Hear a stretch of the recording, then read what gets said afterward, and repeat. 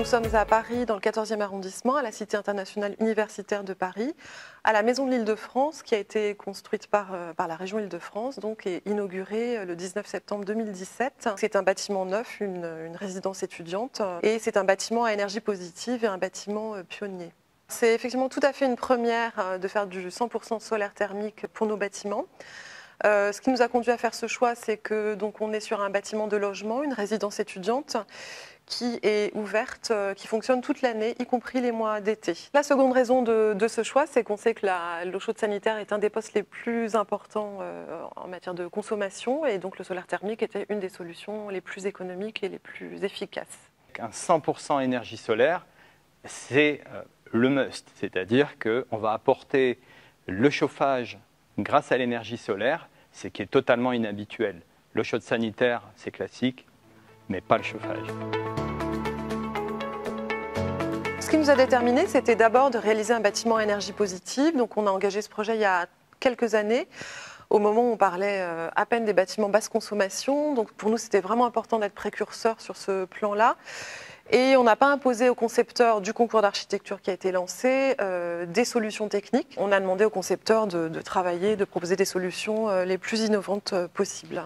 On a donc 250 mètres carrés de panneaux solaires thermiques en façade sud, qui sont très visibles depuis l'autoroute et qui permettent de chauffer deux cuves de 156 mètres cubes au total d'eau et de permettre un stockage intersaisonnier de chaleur.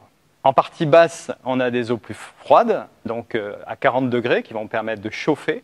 En partie haute, on a des eaux à 60 degrés qui vont permettre de produire l'eau chaude sanitaire. Et donc, on va exploiter les différentes strates de chaleur de l'eau.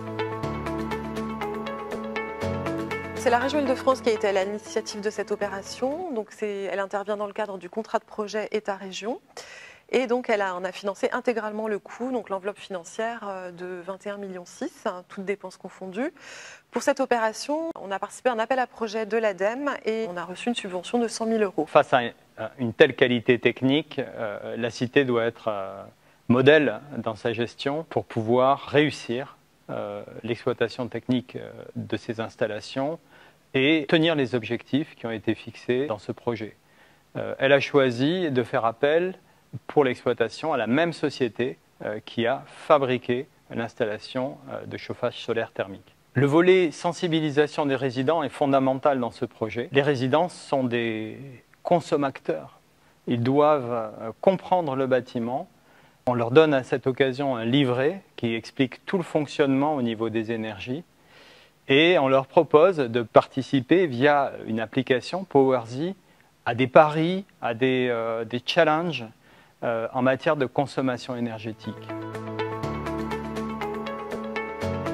Cette installation, c'est un objet très singulier. C'est une sorte d'ovni en fait, qui a atterri à la Cité internationale et qui, je trouve, a complètement trouvé sa place parmi cette collection d'architecture remarquable et assez hétéroclite. Une centrale de production d'énergie au milieu d'une résidence étudiante, donc un objet tout à fait innovant. Il s'inscrit totalement dans notre politique de développement durable.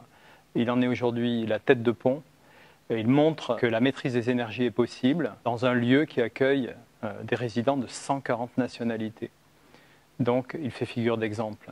Pour réussir une installation solaire thermique à cette échelle, je pense que le premier conseil qu'on peut donner, c'est de prendre le temps des études, sur les études de programmation, mais également les études de conception. Le deuxième conseil que je pourrais donner, c'est d'anticiper sur les questions d'exploitation-maintenance. On les a pris peut-être un peu trop tardivement sur cette opération. Si j'avais un conseil à donner, ce serait celui de bien lier l'ensemble des acteurs tout au long de ce process.